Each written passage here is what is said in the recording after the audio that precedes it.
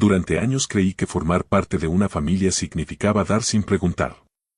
Pagar la casa, la boda, la estabilidad. Hasta que mi hijastra me dijo algo que lo cambió todo: desaparece de nuestra familia.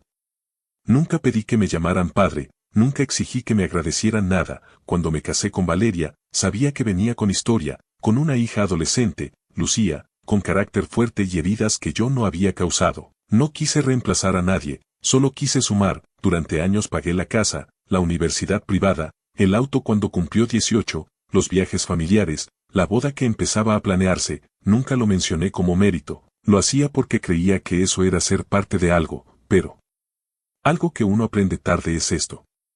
No todos valoran lo que sostienes.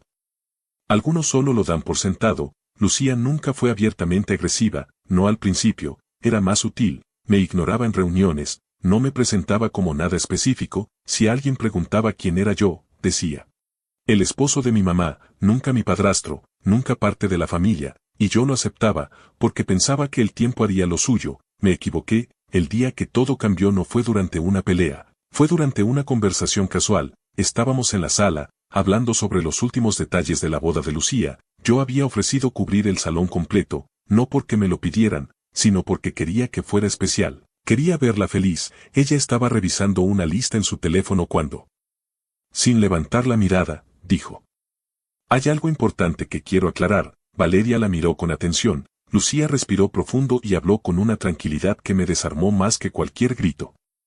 Quiero que desaparezcas de nuestra familia. Silencio. No fue una frase lanzada con rabia, fue calculada, medida. No quiero que estés en la boda, continuó. No quiero que la gente piense que eres mi padre. No quiero fotos contigo.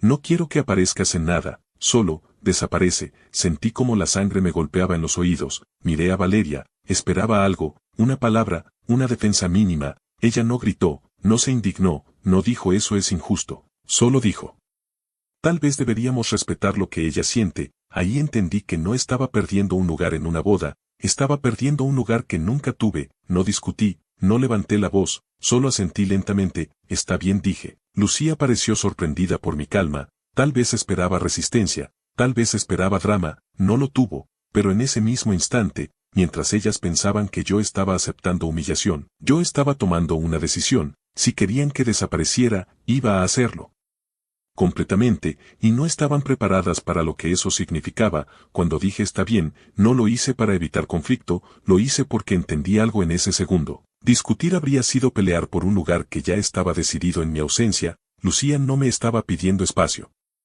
Me estaba declarando prescindible, y Valeria, al no defenderme, confirmó que mi posición en esa familia era opcional. Esa noche no hubo más conversación. Lucía volvió a su lista de invitados como si nada importante hubiera ocurrido. Valeria intentó tocar el tema más tarde, pero solo dijo frases vagas. Entiende que es su día, no lo hace por maldad. Es complicado para ella. No discutí, no pedí explicaciones, no le reclamé. Eso fue lo que más la inquietó, porque durante años yo había sido el hombre que hablaba, que intentaba dialogar, que buscaba equilibrio. Esa noche fui distinto. Esa noche entendí que si mi presencia no era necesaria en los momentos importantes, entonces tampoco lo era mi esfuerzo. Me encerré en el estudio y revisé algo que llevaba meses postergando. Las escrituras de la casa, mi nombre, solo el mío, el crédito, pagado en su mayoría por mí, el contrato del salón de bodas, firmado por mí, las transferencias, todas desde mi cuenta. No sentí rabia, sentí claridad. Si querían que desapareciera de la foto familiar, iba a desaparecer también del soporte invisible que mantenía todo en pie. Al día siguiente actué con normalidad, desayuné con ellas, pregunté detalles de la boda, incluso hice un comentario ligero sobre la decoración. Lucía parecía tranquila, segura, como si hubiese marcado territorio. Valeria evitaba mirarme demasiado tiempo, y ahí fue cuando tomé la decisión más silenciosa de todas. No cancelaría nada de inmediato. No haría escándalo.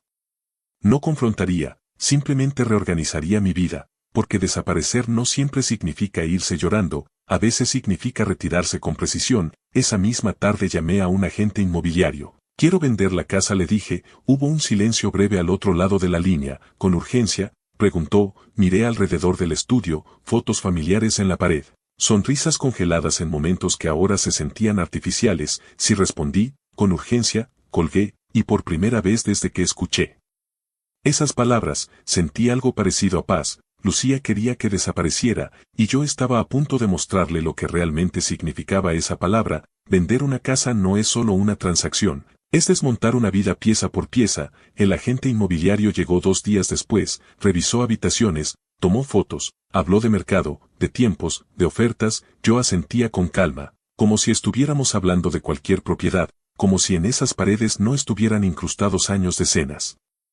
discusiones, cumpleaños y silencios incómodos. Está en una zona muy demandada, me dijo. Si la ponemos agresiva, se vende rápido. Hágalo, respondí. No pedí permiso, no informé nada en casa. Mientras tanto, la vida seguía su curso superficial. Lucía enviaba invitaciones, Valeria hablaba de vestidos y flores. Yo escuchaba desde el borde de la conversación, invisible por elección. Lo curioso es que nadie notó el cambio.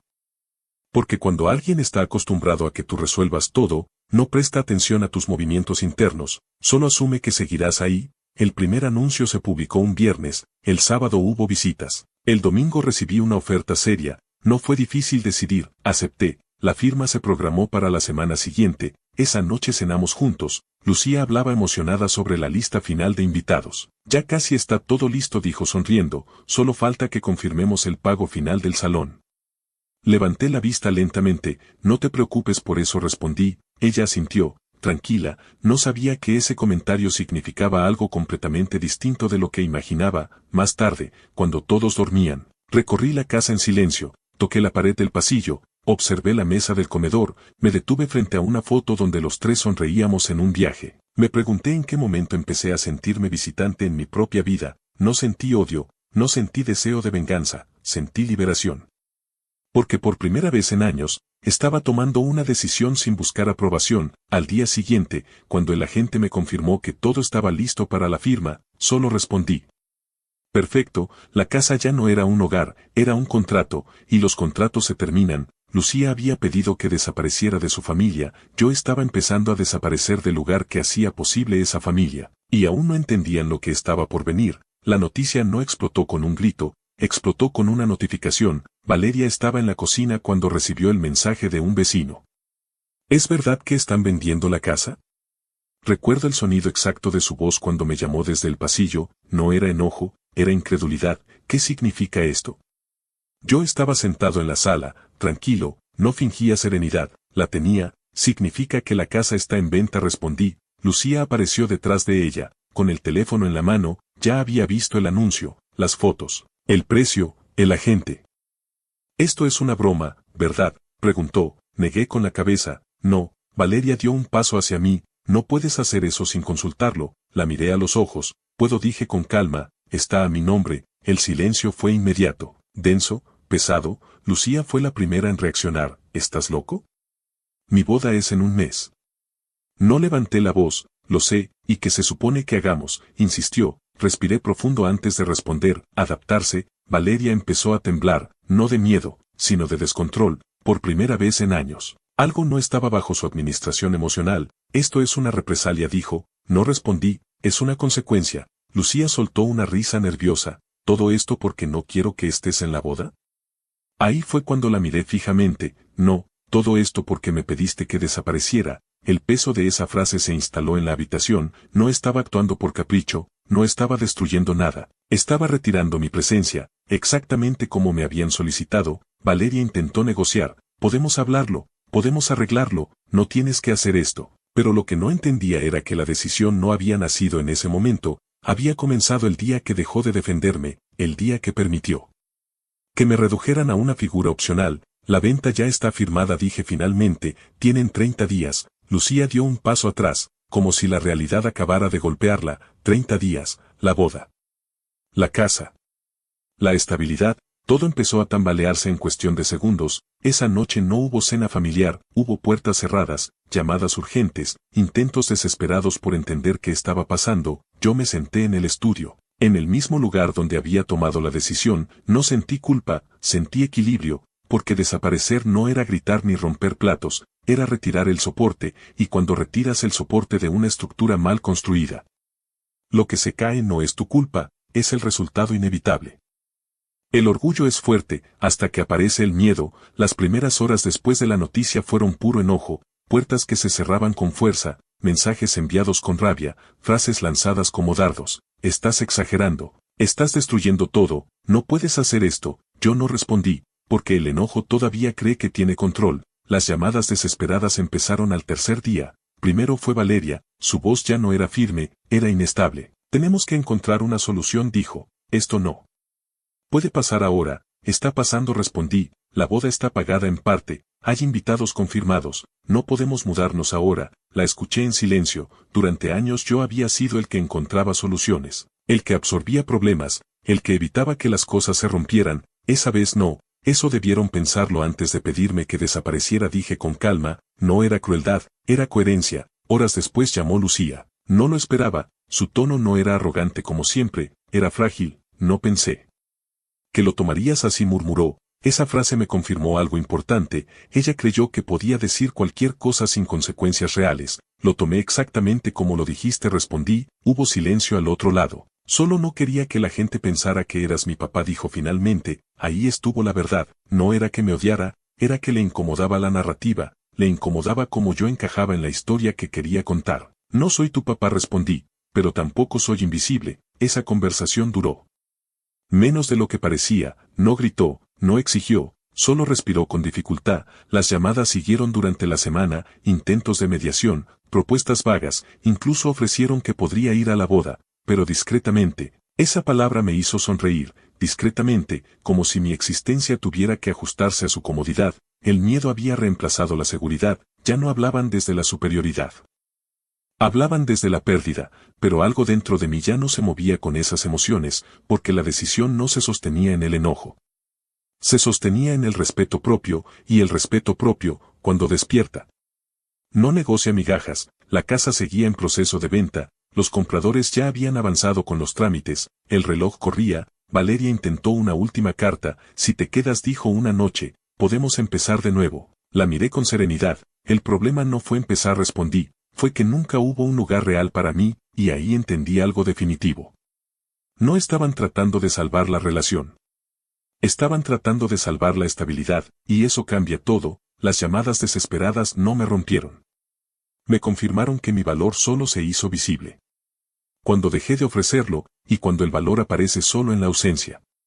Ya es demasiado tarde. No preparé un discurso, no planeé una escena, solo reuní documentos. La carpeta era simple, negra, sin etiquetas. Dentro estaban las escrituras, los contratos, los comprobantes de transferencia del salón de bodas, los pagos de la universidad, los gastos del auto, las pólizas del seguro, años resumidos en papeles ordenados. No era un arma, era evidencia. Las llamé a la sala un domingo por la tarde. La casa ya tenía el letrero de vendida en el jardín. Eso, por sí solo, había cambiado el aire del lugar. Ya no era un hogar, era una propiedad en transición. Valeria se sentó primero. Lucía quedó de pie, con los brazos cruzados, aunque ya no tenía el gesto desafiante de semanas atrás. Coloqué la carpeta sobre la mesa. Quiero que entiendan algo, dije. No hablé de sentimientos, no mencioné humillaciones, no recordé la frase que lo inició todo. Abrí la carpeta. La casa está pagada en un 75% por mí, el resto lo cubriré al cerrar la venta. El salón de bodas está firmado por mí, los depósitos salieron de mi cuenta, el auto, la universidad.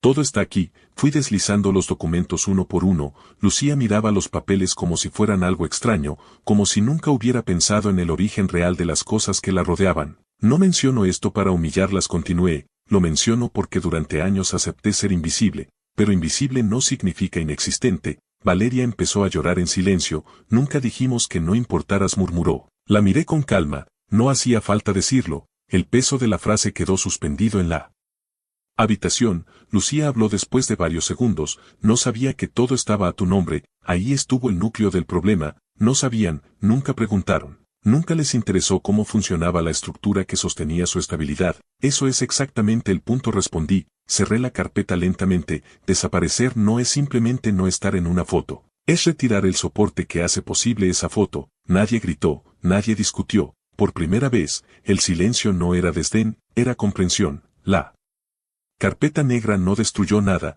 solo expuso lo que siempre estuvo ahí. Y cuando la verdad se pone sobre la mesa en forma de papeles firmados, ya no hay narrativa emocional que la cubra. Me levanté. La venta se concreta en 3 semanas, les daré tiempo suficiente para organizarse. no voy a dejar a nadie en la calle, pero esta etapa termina aquí, no fue un ataque, fue un cierre, y en ese momento entendí algo poderoso. No necesitas levantar la voz cuando tienes los hechos de tu lado, la carpeta negra no fue venganza, fue dignidad documentada, la boda no se canceló de inmediato, primero empezó a agrietarse, el salón llamó 3 días después. Necesitaban confirmar el segundo pago para mantener la fecha, yo ya había solicitado formalmente la cancelación del contrato a mi nombre, legal, limpio, sin escándalo. Valeria recibió la llamada, yo escuchaba desde el estudio.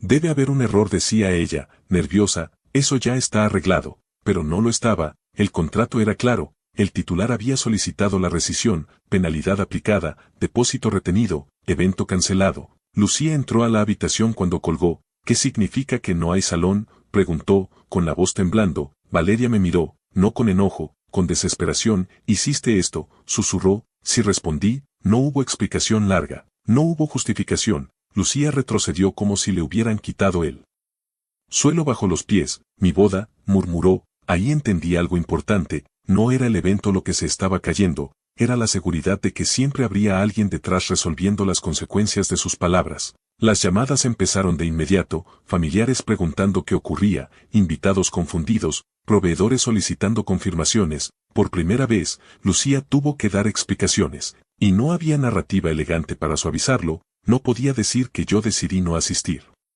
No podía decir que todo estaba bajo control, la verdad era más simple, el hombre que sostenía los cimientos ya no estaba. Esa noche la casa fue un caos silencioso, no gritos, no insultos, llantos. Valeria se sentó en la cocina con la mirada perdida, Lucía caminaba de un lado a otro, con el teléfono en la mano, tratando de salvar algo que se estaba deshaciendo. Me acerqué a la mesa. Nunca quise arruinar tu boda, le dije a Lucía con calma. Ella levantó la mirada, con los ojos rojos. Entonces, ¿por qué lo hiciste?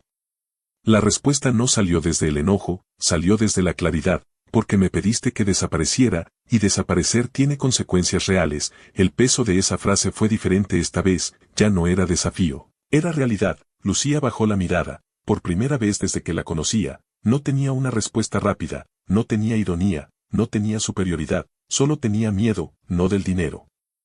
No del salón, miedo de haber subestimado algo que creía inquebrantable. Esa noche no intentaron negociar, no intentaron manipular, se dieron cuenta de que el equilibrio había cambiado, y cuando el equilibrio cambia, las máscaras caen. La boda empezó a desmoronarse públicamente, pero algo más profundo estaba ocurriendo en privado.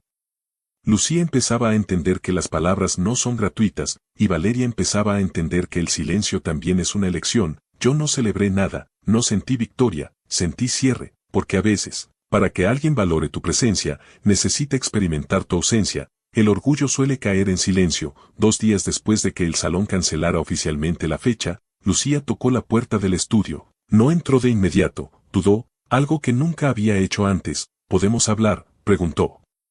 Asentí, se sentó frente a mí, sin el teléfono en la mano, sin postura defensiva, sin ese tono irónico que siempre usaba cuando quería marcar distancia. Parecía más joven, más vulnerable. No pensé que llegarías tan lejos, dijo. No era una acusación, era una confesión. No pensé que tendría que hacerlo, respondí. El silencio entre nosotros fue distinto al de otras veces. No era tensión, era comprensión tardía. Lucía respiró profundo. No quise borrarte, murmuró. Solo no sabía cómo explicarte en mí.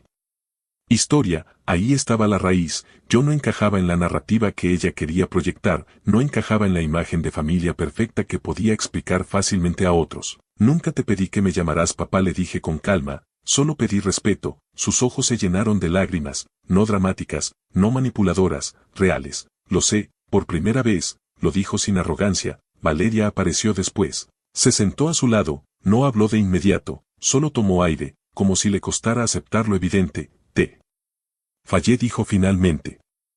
Esa frase tardó años en llegar, no fue teatral, no fue exagerada, fue simple, y fue tarde. No necesitaba que eligieras entre tu hija y yo, respondí, necesitaba que no me hicieras invisible. Valeria cerró los ojos. Entendía exactamente lo que eso significaba. Durante años creyó que evitar conflictos era proteger la familia, pero al evitar el conflicto, permitió la desvalorización y el respeto. Cuando se permite que se erosione, no se reconstruye con una sola conversación. Lucía habló otra vez.